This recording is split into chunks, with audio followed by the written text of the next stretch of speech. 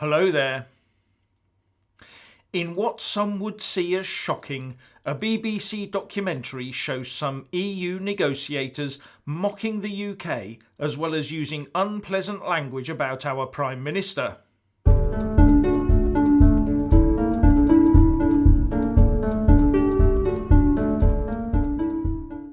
Some people might find it shocking that members of the European Parliament's Brexit coordinating team, led by Belgian Guy Verhofstadt, are shown by a BBC documentary to be disrespectful to the UK and using foul language when referring to the UK Prime Minister.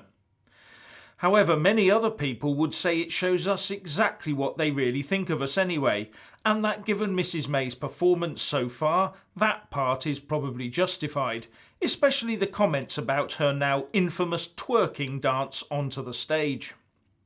The Sun lays it all out, and the Eurocrats are not at all complimentary about the UK and its team. In fact, some of it would not be amiss on the football terraces, nor indeed on some of the more edgy social media channels. Male and female Eurocrats alike were getting in on the action. However, had the roles been reversed and male Brexiteers were to make those exact same comments about a female on the EU staff and they came out in a BBC documentary, then I think, well, we all know there would be a national outcry and calls for resignations, sackings and the usual tar and feathers. But we all know there will be no such outcry by the usual suspects over this, don't we? Now, had there been an equivalent EU27-based TV team following our ministers about, I wonder whether our politicians would be aiming their vitriol at the Eurocrats or at Mrs May.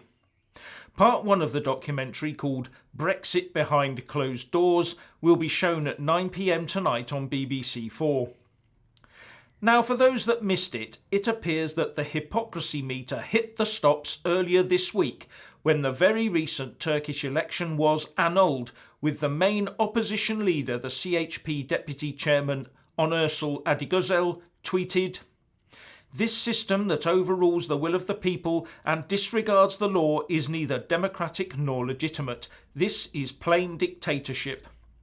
And then Guy Verhofstadt, the EU Parliament Brexit coordinator, who wants the UK to go back on its 2016 referendum result and is part of the "to vote and get it right" EU system of governance, tweeted, "This outrageous decision highlights how Erdogan's Turkey is drifting towards a dictatorship. Under such leadership, accession talks are impossible. Full support to the Turkish people protesting for their democratic rights and for a free and open Turkey." So as far as Verhofstadt is concerned, it's 2 votes for the UK to get it right and 1 for Turkey to get it right. Yes, that hypocrisy meter was definitely stuck hard in the red zone. Now, the Tories, it seems, have given up on winning the EU elections. The Times reports that they are going for a cut price, damage limitation European election campaign. The report says that party chiefs are said to be sending only taxpayer-funded mail shots with the first wave of literature targeting postal voters due within days. And it seems it contains a plea to not vote for the Nigel Farage Brexit Party, as the Tories are claiming only they, in government, can deliver Brexit. Sounds like their donors are possibly deserting them and that they're saving their money for a possible general election, maybe. Finally, I'd just like to point out what the executive editor of Conservative Home said in a tweet about this EU election leaflet that the Tories sent out.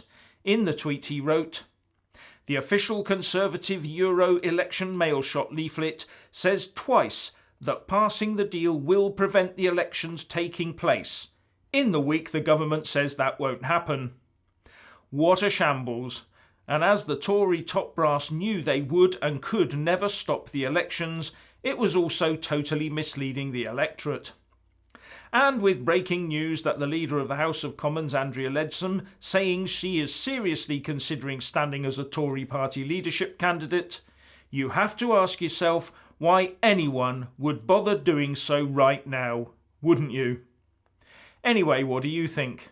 Please share and comment, and thank you for watching.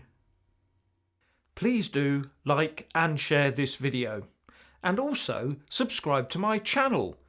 And when subscribing, please do remember to press on the little bell next to the subscribe button.